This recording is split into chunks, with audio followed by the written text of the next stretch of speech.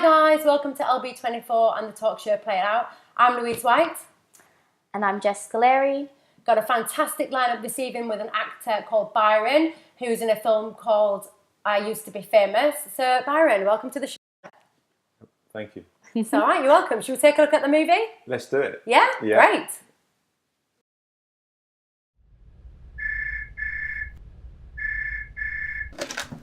Hello, Vince Denham speaking. So listen, you've got the EP, that's great. Listen, Psycho all over it, they're going to snap it up for sure, so you need to get your finger out on this, yeah? But, you got to put the phone down. Mum, put the phone down! Hi, love. Vinny D from Boise, remember? I've got my new EP here.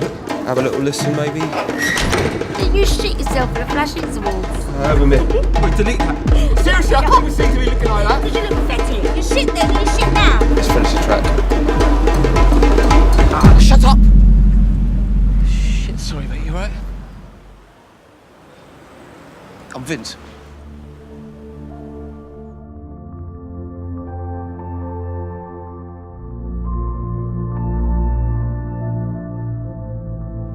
Why are you blocking this? I need him, yeah? Need him? Yeah? He's not here to be used. You're holding him back. Wake the fuck up! It's okay. I'm sorry. Shut up! I know you don't get to go to gigs very often, so I thought I'd bring one to you, that's all. This is your time. You hear me? This is your time. Right now.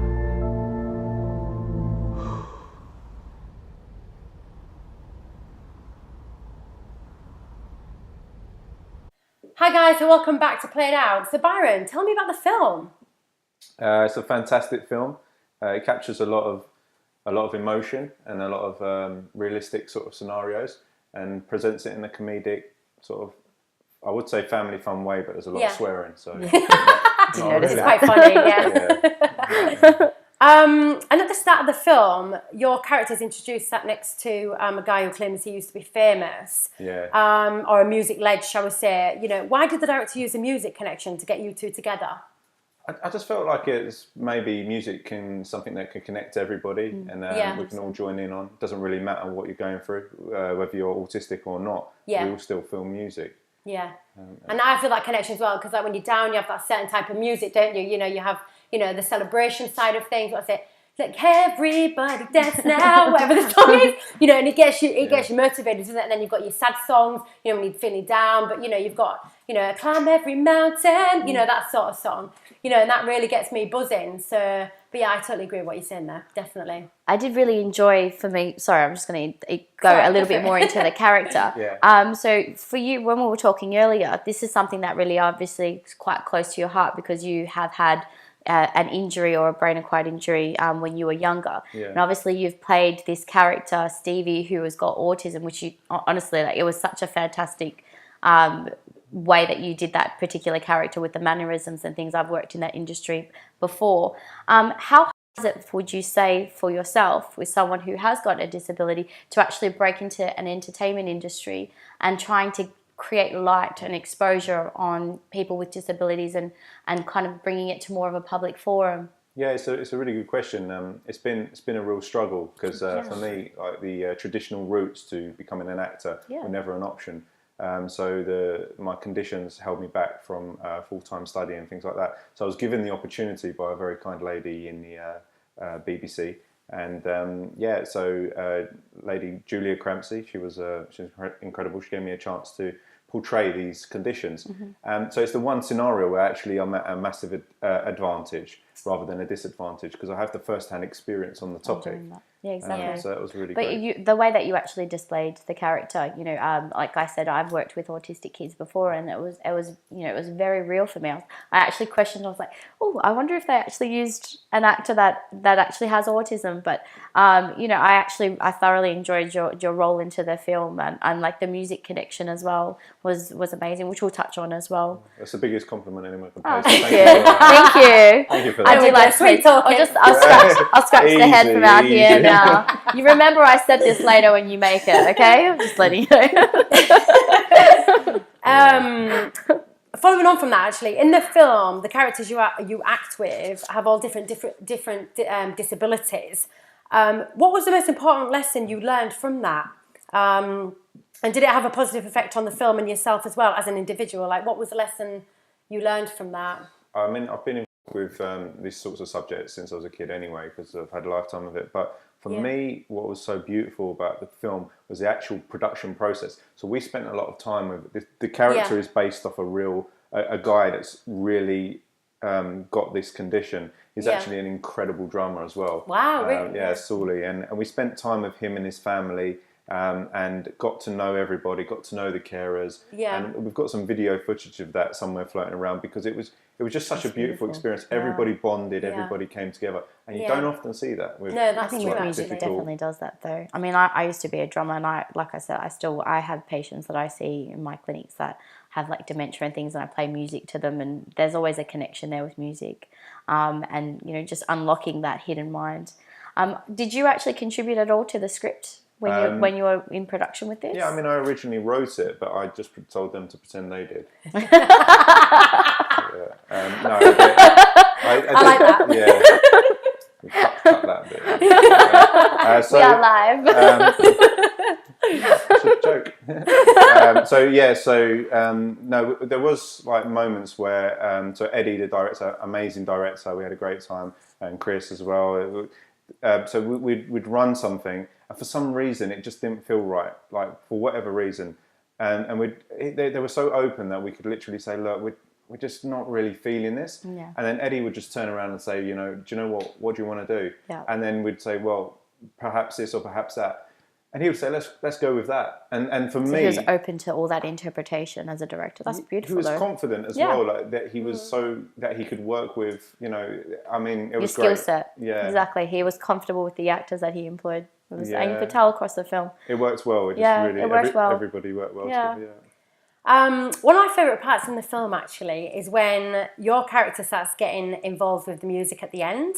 Because he sits down on the chair, doesn't he, with his carer, I believe, and Naomi, who's Naomi. going to be... actually, do you want to mention that, Naomi? Yes, hi, Naomi. So Naomi's doing quite well now. She may have just got cast for Star Wars. Way, good girl. I'm still waiting for my... Can you help him out, Naomi? Yeah, so... I'm perfect Ewok height, just saying. So I got the part of Obi-Wan Kenobi. But anyway. For legal reasons, that was a joke. Yes, I was going to say, but yeah, Naomi's doing really great. She done really well in Lady Macbeth as well. She got after this followed on to get BFI actress of the, up and coming actress of the year. Oh, she did brilliantly then. But going back to my question as well. So obviously at the end of the film, that music scene, how did it make you feel? Because obviously you kind of see that he has a voice and an audience. You know, did the director do this to show the audience that anyone can be successful no matter what ethic or disability or no matter what of the circumstances? I think I think they had a vision of like what they wanted, and it was funny actually that last scene was not played at the last moment. We didn't do that last, so that kind of got sprung on me a bit, and I was a bit like, "Can you run me through what we got to do here?" And they didn't give me much. So then we were surrounded by the general public, and we run it, and that's the first take. The one that we took there is the first. We've done it a few times. After we'd done that first take, it was incredible. Everybody was crying. The director, should I say that? Everybody was crying. It's quite funny, actually. It is good. But the last music scene where it was very emotional. Definitely. And that was filmed in a live, like in front of the general public. Yeah, Peckham. That's what I actually was. One of my questions was, I'm like, how was it actually filming? In the streets of London, like, in Peckham. It was great. We had some interesting locals. I mean, we got them involved in the end. They helped out. It was either that or get them escorted away. Can I just say, actually, that girl is amazing who punched the guy in the face. Yeah, she's proper Londonite shit. All right, babe. She's great. Yeah, she was funny. Yeah. I did want to ask as well, just touching on that, the film is so embedded around music. How important is it music to you, and especially during filming, did you kind of connect with the character for that film? Yeah, we actually, when we went round, so the chap who's the real character who's played off Sully's house, they had a piano there, and I play piano. I love playing piano for fun, but I can't sight read. and Suli's got his own style of playing drums. So we actually properly bonded through music. You had a jam session. Yeah, and we had a great time, and that some of that's captured on video, and that wasn't the intention, but it was just a real bonding experience. So yeah, music does connect people. Yeah. And that drumming scene there, was that something that was kind of just you were let loose on to, or was that quite kind of scripted through? No, we went to a drum circle. Yeah. So the guy that takes I love those, by the way. Yeah. They're really fun. Where was that? I was somewhere, I can't remember, it's all a bit blurry now, but we was somewhere in another part of London. We went to a drum circle, we all done it for fun. Yeah. And then we just had to go on the real thing. Yeah, fantastic. But yeah, I loved that bit. I actually really enjoyed it. I was wondering whether it was like kind of, you know, just as let you kind of run wild, or if it was a bit more scripted. No, drum circles are the way forward. Yeah, yeah. I'm a yogi drummy. Actually, let's all... Yeah, let's do it. Jump session. Bum, bum, bum, bum, bum, bum, bum. Yeah. Bit of trumpet or what was that? I don't know, I was trying to sing at the same time. Multitasking. Multi-talented. Following on from that as well, the film has such a powerful structure, and obviously the most inspiring and influential storyline. You know, for me, it was quite inspirational. And you know, what did this mean to you, and why? Like in terms of I think for me the main thing about the storyline was the coming together of people. So we obviously, poor old Tom, he had to play the douchebag, and you know, gave him a bit of stick throughout the production. He did play it well though, I've got to say. Especially when he was going off, I was like, oh wow, he's got I feel for Tom. I loved the haircut, by the way, Tom. Perfect. Yes. He's actually in therapy now because of no, just not. That was. I don't know. Maybe he is. I don't know. Counselling sessions. But so Tom was a bit of a douchebag, and the way that we all sort of, Naomi sort of fought my corner. I was obviously the vulnerable guy, and we all came together, and it was really nice the way it worked out. And I believe actually for me that is what I've seen in real life. When people come together, I've done lots of work in government with Houses of Parliament and City Hall, the Mayor's office, and it's all about just bringing people together and allowing people to help each other. That's how the world should be. That's really the way it should be. Exactly that. Yeah, that's exactly how it should be. Well, we were touching on a little bit earlier about how you were networking into it, and you're trying to create a project outside of this amazing film that's got to do with this industry. So just so everyone knows a little bit more about this project, can you just elaborate a little bit on what this up and coming project's about? Yeah, so we started off first of all having a contribution in Parliament. We've been working on the sort of the way that brain injury is actually treated within the country, which is a big problem.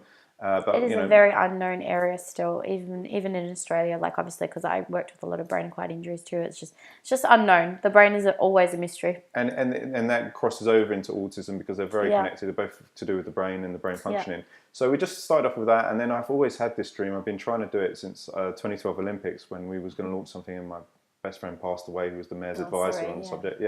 And then we launched.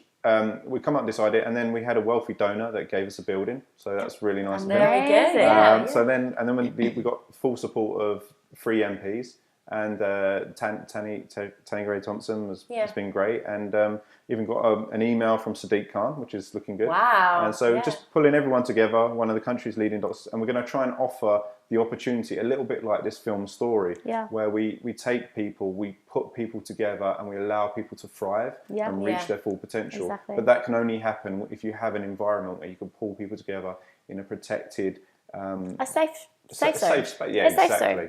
I mean, like I used to work in the hospitals, and Australia's very big on musical therapies now. It's really kind of delving into that, and you know, it's the capacity of what people can actually do. So I know that one particular nursing home was all dementia, and we painted a wall where they used to try and get out. We actually painted like an actual wall with flowers going on it, and they stopped trying to get out of the nursing home. Just there's a lot of untapped, so I think it's a brilliant idea. I know it sounds like a very exciting project. Yeah, it's all really positive stuff. Yeah, really positive, fantastic, doing good. Well done, yeah. Going back to your character, obviously it's an emotional roller coaster, isn't it? I mean, what did you want the audience to feel from your character? Like, what emotions did you want them to feel? Because I felt really, what's the word? Like, I felt really I was like shouting at the screen, like, go on, you can do it. You want to get involved. Like, you want to do this. And like, you know, that made me feel real. And it made me feel sad as well, because I felt like because of his autism, I thought, God, he can't do this, but he really loves music and he wants to do it. And I felt all different emotions. I felt mixed emotions.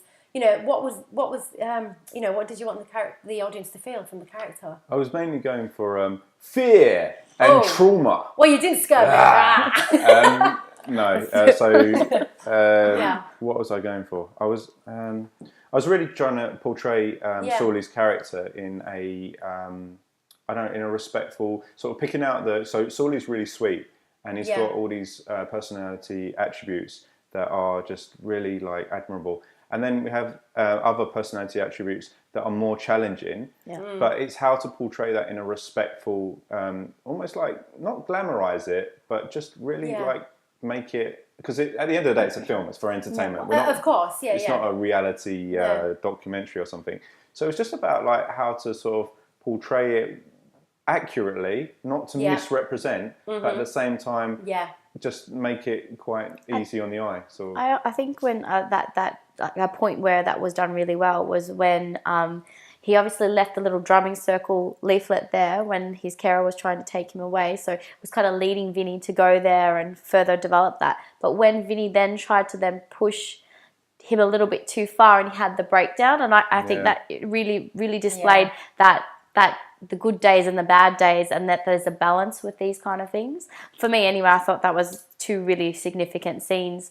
But I did notice, like when I was reading up on the film, that a huge amount of awards that this has actually gained in the industry and across the UK. Has this opened up more doors for you, and you know, what kind of other doors has this basically opened up? Yeah, it's really done well. It's given me a confidence boost as well, because we actually got praised by Roger Deakins. So Roger Deakins himself, we won a film festival, the Plymouth Film Festival, which he overlooks. But he actually gave an email saying about the like personal praise for us individually, which was amazing. And I don't know, it's just inspired me that maybe this is the future for my life. Just communicating and portraying these types of things. The guys have done really well. I mean, they're incredible. They're very talented directors and producers and whatnot, and they're very young as well. I think they're actually younger than me, which is a bit. We're all born around the same age, so we're fine.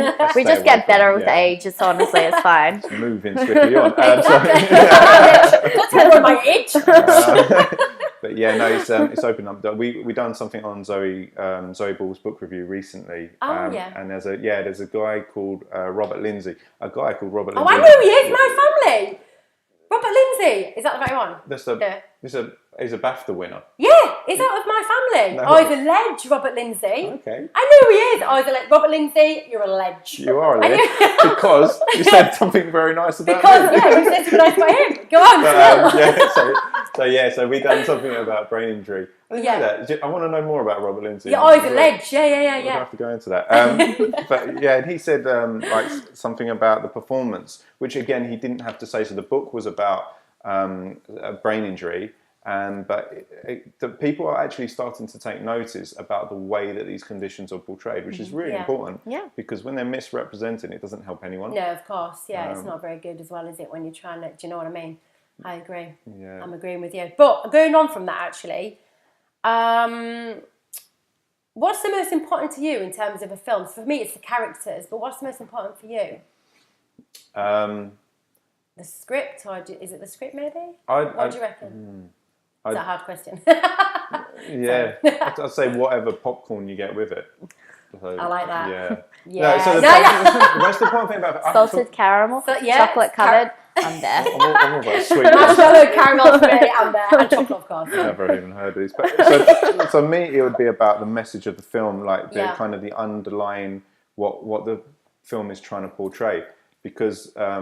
Without that, I mean, we will love an action. Well, I love action films every now and again. Is that your favourite? Yeah, action. It's all good. Terminator 2, whatever. But like Terminator 2. I'll be back. No, is that the right one? Yes. You're good at this. I know, sort of.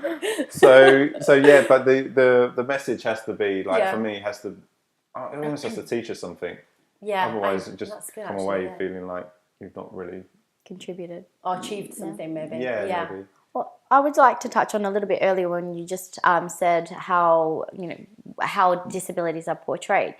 If you could go and change the way that media portrays disabilities, how would you go about and kind of open up this can of worms, I'm going to say? Yeah, I think just to start off from like foundation ground level is like the word disability is so unhelpful because it's just like, I don't think people are disabled. I think people it's like have limitations more. Yeah, or and they maybe have like health conditions, and then those health conditions create like problems or maybe disadvantages and struggles. But then what we can do is we can focus on those struggles and overcoming those struggles, as opposed to like saying that this person is unable. When they're not, usually people that are unable to do certain things excel in other things to compensate. Exactly. So it's just about, again, like the way we're viewing them. And I think there's also just such a lack of exposure. We just don't see it. We just don't see it enough of, people on TV or in media, like being talked about or as a topic. And I don't know, like, for yourself, if you found that as well, but I do find that there is a real lack of exposure. Yeah, for me, it's something I'm very passionate about. Yeah. So, I mean, if you take other sectors of equality, racial or religious equality, I mean, we're working on those very successfully and people are fighting for those. But when it comes to the subject of health, I mean, we're talking like 20%. I think we're the most underrepresented sector of society, because there's like 2% or something of actors representing those 20%. So that's not fair. And also, adding to that, what really winds me up is like most people with health conditions. So I was told by a good friend of mine who's fighting against racial inequality, and he said, you know what, the answer is you guys have got to fight for it, because that's what we've had to do. So my answer to that was, it made me even more angry, it was like, a lot of people are unable to fight because their health they don't have a voice. They don't have a voice. Yeah. Which is like, for me, like I'm a very big advocate for people who don't have a voice. So like for me, I'm involved in lots of different organisations, especially back in Australia, because I feel quite passionate. That's that fighting boxer spirit that comes out. Exactly. I know, watch this one. But I totally agree with you in terms of that there is a lack of people who are willing to raise that voice or raise awareness, and the fact that the exposure is not there. And I think that this film's done it brilliantly, and you've actually portrayed that really well. Yeah. And going back to what we just mentioned, actually, do you think diversity is important in films? Do you think there should be more films showing disabilities and things like that, and people who can't, do you think that's an important aspect in the film industry? Yeah, I do. I met the producer of a film called My Feral Heart, and she's incredible. She's done a similar film portraying the idea of disability and that. But however, I do feel that like there's a good portrayal, there's no portrayal, and then the worst one is a bad portrayal. Yeah. Because I think that's really unhelpful when you get like I don't know, like a TV series, a popular one that portrays a condition and misrepresents it, because it just it gives stigma to things that doesn't exist, and the stigma is the most damaging thing for most conditions. Yeah, 100%. Yeah. Just towards the end of the film, we did kind of had the closing song, which was obviously what the whole film was kind of leading towards. Yeah. Were you guys part of that creative process, or you did mention that there was a couple of people that were part of that creative process? Yeah, it was. Eddie, it was really open. I remember sitting in the car with him, and he was just playing the first versions of the song, and we were sort of like, ooh, but he was like asking me for comments and feedback. Yeah. He didn't go with most of my comments in the end anyway, but anyway, that's cool, Eddie. It's cool. It's fine. I only play piano. That's fine. That's all right. I won't remember that. It's no big deal. I'm not bothered. I'm just not bothered. But like, they put a lot. I mean, the soundtrack on that film.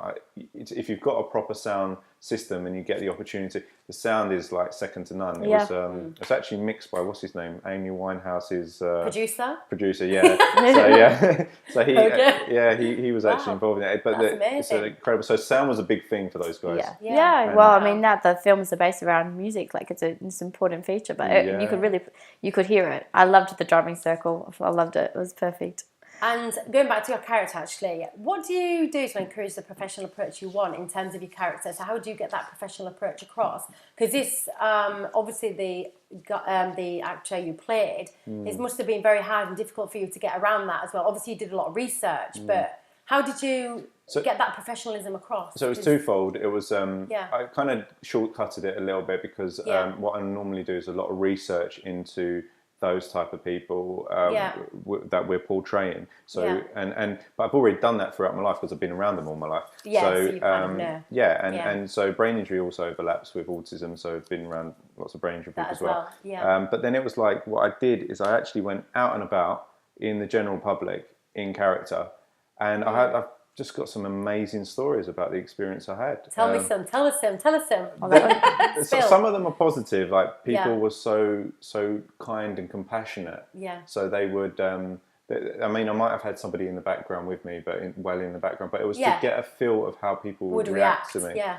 And people would help you and be kind. And then you just get some really mean-spirited people. Yeah, and I actually awful. A couple of times lost it. I was like, scrap this, right? You're and I had a go at them. Did you? Good for you. They should be So, doing that. Yeah, good. But it's interesting because you see through the eyes of like a person who has a disability, and it's quite the way you're sad, treated. really, isn't it? To think that's what they're going through, and they can't do much about it. So it's quite sad. I think, my dad's he's a disability. He had a kidney transplant. Right. So he got a lot through that. He had to give up his whole career because of his kidney, really. So I can understand that. And, he didn't want to be in a wheelchair. He felt ashamed. And, and he's not in a wheelchair, but he had to at first because he was on dialysis. And he felt really weak. But now he's had the kidney transplant, touch wood. He's doing really strong as well. He's walking around and all sorts. But he's he was. So I can totally understand that. I also think that looks can always be deceiving because like we're sitting here and you wouldn't know what's happening to a person as well, like what their health journey has been, whether or not they've if they've had issues in the past. So I always try and, as a person or as an individual, I always try and put into the mind of, well, you don't know what that person's journey is, so you should. But not everyone's like that. So I think that's an amazing story that you actually did. I would have actually loved to have a camera and actually videotape that experience because I'm sure that would have been a very unique experience. But looking at this short film, because it is only, I think it's roughly 17 minutes long. Yeah, I think it's about that. Yeah. Is it looking, because I think this is a huge topic and it can go a lot further. Yeah. Are they looking to make this into a longer feature film? They are looking to make it into a longer feature because I think it would be fantastic if it was. Yeah. I think the world just... I wanted more. I wanted more from this. More than 17 minutes, guys. That's get it. Good. That's exactly what we wanted to do. Yeah, exactly. I think as well... so they're looking to make it into a longer... There should be more in the industry about that. I think nowadays what the issues are surrounding funding. It's just purely about funding and the amount of money it actually costs to make a film. I think these are the things that... so if there's anybody out there that's got a spare... Anybody who wants to invest into a beautiful film? All Peckham people calling, we want to film. Well, no, Steven Spielberg, I'm more on the hands off. But that's the only, I'd say, barrier to make it. It's the money, isn't it? It's a shame, really, because it should have no barriers. This is what needs to be out there. This is one of the messages that I'm passionate about, and Phil should be out there within the film industry. So they should be investing, and they should take a look. So, and on that, the movie really inspires me to obviously get out there and make my dream, no matter what. As you can feel the character's determination. Now, do you think your character portrays this in the right way, or should you have done it differently? Would you have changed anything with that character? Or would you have kept it as it is? Sorry. LB24, guys! Funding. This is really good water as well. Advertising. Surest water. Making you very relaxed. Yeah. The character... Hold on. So the character... Would you have done anything differently, or would you have kept it as it is? So would you have changed anything, or not? Were you happy the way it all went? Not really. I would have liked to shown. So the part where I was out in the public, and the experiences I had on that front with the positive and the negative. Yeah. I would have liked to. I don't know. Maybe do something like you said. It would have been interesting to see. Been I'd like to have incorporated at some point, maybe in the future, in a different production, those experiences because they tend to repeat themselves. Yeah. So the way people treat you is quite.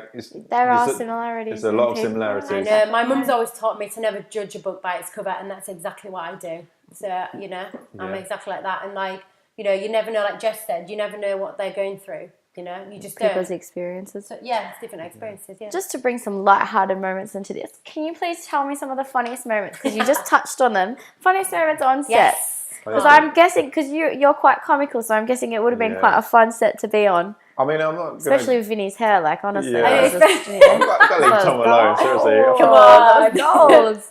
Yeah, let's let him. There was some.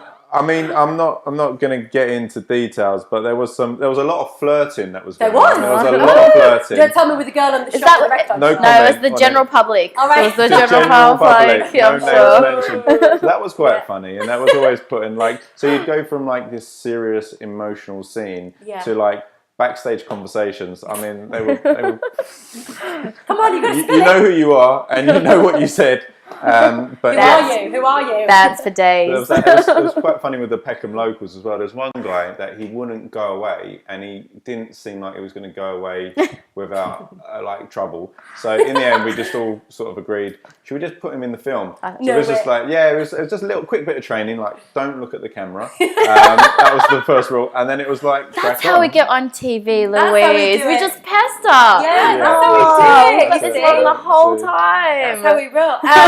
Just a quick bit of training. Quick. Yeah. In terms of the character, did you have any input? And obviously, I've answered that question. Sorry, I'll ignore that question. I've just asked that. I thought I was the one with. Yeah, you. Like, what's going on? I swear you just asked that. You're playing games with me. This is not ethical. Yeah, I feel like. Sorry. Yes, it's I want to ask more. I want to go back on to more of this filming in the general public. How hard was it to actually film in the general public and like the streets of London? Yeah, it was. I was kind of looking at the bus number and actually trying to at the start of it. I don't know. I was like, where is this? Like. Yeah, it was good. I went rogue a couple of times as well in the in-between takes and just like went into character and just went walking down the street to try. Went to Nando's. Yeah. I'll be back. And it was interesting. Like the general public were like they were really supportive. I think when they actually saw the vulnerability of the main character, it was probably like a bit, let's muck it up, let's have a bit of a Mickey take. But then when they saw the vulnerability of the real character, they almost like, this is a good thing. Yeah. And like I said, a lot of them ended up joining in and supporting it. It was really great. Oh, I'd love it. And this is Peckham like a few years ago. Yeah. Oh man, dodgy area. It's got more trendy now, but no, it has definitely. So, I mean, what can we see from you next then, Byron? What have you got planned next? Is there anything that will come in? Well, like I did mention about Star Wars. So I mean, I'm not doing that Ewok again. I'm not doing Obi-Wan. Yeah, why not do that? Yeah. To be honest with you, I love acting. I love actually. My desire would be to portray more conditions with people with neurological conditions because it's where my heart's at. It's where your passion is. To be honest with you, I'd do anything anyone pays me to do within acting. Anyone got an acting job? Interesting. What do we need, Louise? Clarify that a bit later. But I just love acting, and if there's any way I can do something in the future, it doesn't matter big or small. It's just something, when you find something you could do, and for me, if I can portray a message that my heart agrees with, that such as neurological conditions, then it's happy days for me. So you take anything basically, No, I think he's. I'm joking. Byron. I was almost coming to your defense. I'm like, oh no, she's joking. It's okay. I don't know where this is going. Have you got a costume for me? I'm joking. But can I just say, Byron, it's been an absolute pleasure. And thank you so much. That film is absolutely amazing. So guys, please watch this film because it's brilliant. You'll be really inspired and it'll have you wanting more. And I hope it really gets funded for a feature film. I'm praying. I think it's good. So thank you for coming on. I want to wish you all the best. And guys, we'll catch you next week. Thanks, guys. Bye. Bye.